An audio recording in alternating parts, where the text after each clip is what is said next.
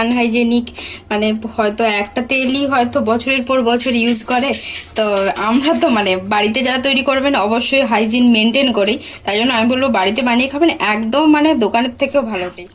কেমন হলো? Hi everyone, welcome back to the channel lucky 13। তো আবার আজ একটা নতুন ভিডিও নিয়ে আপনাদের কাছে হাজির হয়েছি। তো আজকের পুরো ভিডিওটায় কি কি দেখাবো সেটার কিছু কিছু ক্লিপিংস আমি আপনাদের প্রথমেই দেখানোর চেষ্টা করেছি। তো দেখুন, এটা পড়িয়ে আসার সময় রাস্তা দিয়ে দেখলাম একটা গোসাপ পার হচ্ছে। তারপর বাড়ি এসেই ওটা বলছিলাম যে বাবাকে চিকেন আনতে বলেছিলাম অনেক দিন আগের থেকে মানে অনেক দিন থেকে খাওয়া হয়নি চিকেন, তাই জন্য বাবাকে আজ সকাল সকাল বাজারে পাঠিয়ে চিকেন আনিয়েছি এবং এসেই রান্না করছি, এটাই বলছিলাম। তো দেখুন, অনেক দিন পর চিকেন রান্না করছি, তাই জন্য একদম মন প্রাণ দিয়ে, এবং চিকেনটা রান্নাটাও হয়েছিল আজ একদম মানে কি বলবো, খুবই ভালো হয়েছিল, খেতে দারুণ লাগছিল। আমি কিভাবে চিকেন রান্না করি সেই প্রসেসটা আগের কোনো ব্লগে আপনাদেরকে দেখিয়েছিলাম, তাও একবার বলে দিই। আমি ফার্স্টে তেল দিই একদম অল্প পরিমাণ, এই যে এতটা তেল দেখছেন এর ঠিক অর্ধেক পরিমাণে কিন্তু তেল আমি ফার্স্টে দিয়েছিলাম। তারপর কি করি, গোটা গরম মশলা দিই এবং শুকনো লঙ্কা 2-3টে দিই। তারপর পেঁয়াজ ভাজা করে নিই। তো পেঁয়াজটা ভেজে নেওয়ার পর আমি চিকেনটাকে ভাজা করি। তারপরে গিয়ে দিই রসুন বাটা আর আদা বাটা। তারপর বাকি যা যা গুঁড়ো মশলা সেগুলো দিতে থাকি। এরকম করে কষিয়ে একদম রান্নাটা করি। আর ওই কষানোর সময় মাংস থেকে অনেক তেল ছাড়ে, সেই তেলেই মানে রান্নাটা হয়ে যায়। তাতে কি হলো, এক্সট্রা তেলটা আর ওই মাংসর ওপরে ভেসে থাকে না, এবং অনেক কম তেলেই আপনি রান্না করতে পারবেন, এবং আমার মনে হয় রান্নাটাও এতে ভালো হয়। কেমন হয়েছে? দারুণ করেছো, কিন্তু আজকে দারুণ করেছো। চিকেন দিয়ে ভাত খেয়ে একদম মজা করে আজ ঘুমিয়ে গিয়েছিলাম একদম কাঁথা মুড়ি দিয়ে। তারপর ঘুম থেকে উঠে ভাবলাম যে অনেক দিন থেকে জিলিপি বানাবো বলে একটা মিক্সচার কিনে এনেছিলাম, হয়তো সেটা ডেট ফেলই হয়ে যাবে, তাই জন্য আমি ঘুম থেকে উঠে পড়েই একদম বানানো স্টার্ট করে দিয়েছি। এই দেখুন, ঠিক এটাই কিনে এনেছিলাম রিলায়েন্স থেকে। তো ফার্স্টে বানানোর জন্য আমি আগে শিরাটা বানিয়ে রাখছি, তাহলে ওটা ঠান্ডা হয়ে যাবে এবং জিলিপিটা ভাজা হওয়ার সাথে সাথেই আমি এটাতে ডুবিয়ে দিতে পারবো, তাই জন্য আমি আগে শিরাটা বানিয়ে নিচ্ছি। শিরা বানানোর জন্য কী আর লাগবে, একটুখানি জল আর সমপরিমাণ চিনি। এবার একটু আঠালো ভাব আসলেই বুঝে যাবেন যে শিরাটা হয়ে গেছে। তারপর দেখুন, আমি ওটাকে কেটে নিচ্ছি। এই মিক্সচারটার সাথে এই যে বোতলটা, যাই হোক বোতল বলুন বা টিউব বলুন, কি বলে আমার ঠিক জানা নেই, এটা ফ্রি দিয়েছে, তাই জন্য সত্যি খুব উপকার হয়েছে, এটা দিয়ে বানাতে খুব সুবিধা। আচ্ছা, এখানে না লেখা আছে যে এই জিনিসটা মানে এর ভেতরে যে মিক্সচারটা আছে ওটাকে 125 ml জলের সাথে মিশিয়ে তারপরে মানে ভালো করে ইয়ে করে মিক্স করে তারপরে ওটাকে তেলে ভাজতে হবে। তো আমি সেটাই করার মানে এখানে পড়ে তারপরে প্রসেসটা করার চেষ্টা করব, দেখি কেমন কি হয়। আপনারা তো পুরোটা অবশ্যই দেখতে পাবেন। এই এতটা আজকে কোয়ান্টিটি। আচ্ছা, এটা কোয়ান্টিটিটা কতটা? এটা 250 গ্রাম বোধ হয়। কত বলো তো, দেখতে পাচ্ছ কোথাও আছে? আচ্ছা, 100 গ্রাম, 100 গ্রাম, হ্যাঁ 100 গ্রাম। ঠিক আছে, দেখা যাক কটা হয়। এখানে লেখা আছে 25টা হবে, 25 জেলেবি। আচ্ছা, আমি বোধহয় এর আগে বোধহয় জেলেবি বলছিলাম, কারণ এখানে লেখাটা রেখে, সরি জিলিপি। যাই হোক, তো আপনারা দেখতে থাকুন ভিডিওটা। আচ্ছা, জানেন তো 125 ml জল লেখা ছিল, তো আমি ভাবলাম কি করে, আমার তো কোনো মেজারমেন্ট কাপ নেই বা কিছু নেই, তাই জন্য আমি এইটা দেখুন 125 ml, এটা আমি অনেকদিন আগে অ্যাপি ফিজটা খেয়েছিলাম। আমি ফেলেও দিতে চেয়েছিলাম, কিন্তু মা এটাকে গুছিয়ে রেখেছিল, যাই হোক গুছিয়ে রেখেছিল বলেই কাজে লাগলো। আচ্ছা, আমি এই সসপ্যানে করছি তার একটা কারণ আছে, কারণ এটা তো মিক্স করে তারপর ঢেলে নিতে হবে এই বোতলটাতে, তার ঢালতে সুবিধা হবে, তাই জন্য আমি সসপ্যানে এটাকে মিক্স করব। দেখুন, একদম মানে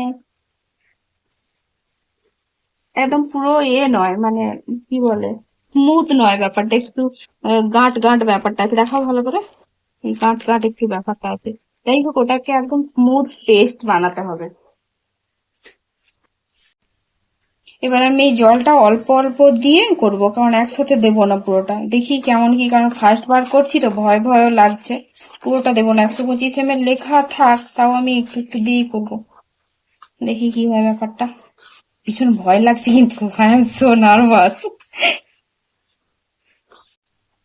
কালারটাও দেখুন একদম চেঞ্জ হয়ে গেছে, মানে ফার্স্টে একদম সাদা সাদা ব্যাপারটা ছিল, এখন ওই জিলিপি যে কালারটা হয় মানে ঠিক একদম রেডিশ কালারটা, রেডিশ ইয়েলোটা আসেনি, কিন্তু হালকা হালকা এসছে রেডিশ ইয়েলো টাইপের। বোধহয় একটু জল লাগবে না কি বলতো, আমি বুঝতেও তো পারছি না। না ঠিকই আছে না বোধহয়। ঠিকই আছে, যাকে মোটা ব্যাটারি হয়, প্রথমবারে করি দেখি যাই হয়, মানে তবে ওখানে হালকা একটু জল দিতে পারো। ঠিক আছে। এবার এটাকে ধুয়ে নেব, ভালো করে ধোয়া হয়নি এখনো, ধুয়ে তারপরে এটাকে এর ভেতর দিয়ে দেবো। তারপর কড়াইতে তেল দিয়ে দিচ্ছি। এটা আমি ফরচুনের সানফ্লাওয়ার তেল মানে অয়েলটা ইউজ করেছি। আপনারা চাইলে যে কোনো সাদা তেল বা কেউ কেউ ঘিতেও এটা ভেজে নিতে পারেন। আমি ভাবলাম ঘিতে ভাজবো না, ফার্স্ট টাইম দেখি যদি নষ্টই হয় তাহলে ঘিটাও তো নষ্ট হবে সেই ভেবে। তেল গরম হয়েছে নাকি আগে এক ফোঁটা ফেলে দেখি কি হয়। হয়েছে বলো? হয়েছে। মাই গড, পরীক্ষায় পাস করে দাও। ঠাকুরের নাম নিয়ে চলো। ফার্স্ট টাইম জিলিপি ভেজেছি না, প্রথমটা খুবই বাজে হয়েছে সত্যি, মানে একদম ঘোরাতেই পারছিলাম না, এইরকম হয়েছে। এইবার তবু একটু শেপে আসছে, তাই আগে মোটামুটি হয়তো পাস করেছি, দেখি লাস্ট পর্যন্ত কি হয়। এটা পুরো হয়েছে কিন্তু মানে মোটামুটি শেপে আনতে পেরেছি। এইটুকু কম কম করে ভাজি, আমি তো একদম মানে নতুন, দেখি এইবার ট্রাই করি। আমি জিলিপিটা ভাজার পর ভেবেছি যে একটা ভুল হয়েছে, সেটা হচ্ছে এটা যদি আপনারা ননস্টিক প্যানে বা ওই ননস্টিকের কড়াইগুলোতে ভাজেন তাতে খুব ভালো হবে, একদম মানে ফ্ল্যাট তো ওটাতে ভাজাটা ভালো হবে। এই দেখুন এতগুলো হয়েছে, কিছু কিছু বাজে সাইজের হয়েছে কিন্তু কিছু কিছু খুব সুন্দর হয়েছে। যাকে এটাতে এবার এই চিনির যে সিরাটা বানিয়েছিলাম এটাতে ভিজিয়ে রাখবো, মানে একদম কি বলে এর মধ্যে যে মানে মিষ্টির রসটা একদম ঢুকে যাবে সেরকম অবস্থায় রাখবো 5 মিনিট মতো ধরুন। আমাদের মনে হয় মানে আপনারাও বানিয়ে দেখুন, আমাদের মতো দোকানের থেকে ভালো টেস্ট লাগবে, আমি মানে কথা দিচ্ছি। আনহাইজেনিক মানে হয়তো একটা তেলই হয়তো বছরের পর বছর ইউজ করে, তো আমরা তো মানে বাড়িতে যারা তৈরি করবেন অবশ্যই হাইজিন মেনটেন করি, তাই জন্য আমি বলবো বাড়িতে বানিয়ে খাবেন, একদম মানে দোকানের থেকেও ভালো টেস্ট, মানে সিরিয়াসলি আমি মানে খেয়ে একদম আপ্লুত হয়ে গেছি। কেমন হলো?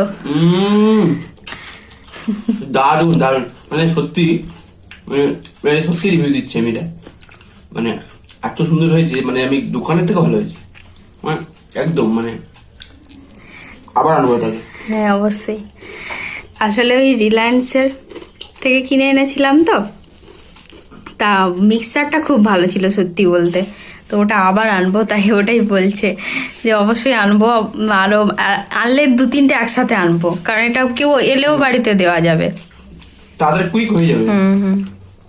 এই ঘুগনি বানিয়েছি আজকে সন্ধ্যাবেলা, তো রাত্রেবেলা আজকে ঘুগনি দিয়ে মুড়ি খাবো।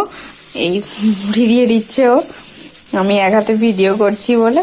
আরও চপ নিয়ে এসছে অফিস থেকে আসার সময়, তো এই ঘুগনি মুড়ির চপ। আজকে একটু ঠান্ডা ঠান্ডা ওয়েদার আছে, তাই জন্য এইটা একদম জমিয়ে খাওয়া যাবে, আর সাথে আছে পেঁয়াজ। কেমন লাগলো আজকে ডিনারটা জানাবেন তো। তো আজ সারাদিন কি করলাম আপনারা দেখতে পেলেন, তো জিলিপি বানানোটা কেমন হয়েছে অবশ্যই কমেন্টে জানাবেন। তো আমাকে দেখছেন এত রাতে আমি সেজে গুজে বসে আছি, কারণ সেম আপনারা আগেও দেখেছেন আমি রাত্রেবেলা সেজে রিলস বানাই, তাই জন্যই। তো ঠিক আছে, আজকের ভিডিওটা আমি এখানেই শেষ করছি। ভিডিও ভালো লাগলে অবশ্যই একটু লাইক করবেন, এবং আমার চ্যানেলটি এখনো যদি না সাবস্ক্রাইব করে থাকেন একটি সাবস্ক্রাইব করে দেবেন, আর পাশে থাকা বেল আইকনটি ক্লিক করে রাখবেন, যাতে আমি আমার চ্যানেলে ভিডিও দেওয়ার সঙ্গে সঙ্গে আপনাদের কাছে নোটিফিকেশন চলে যায়।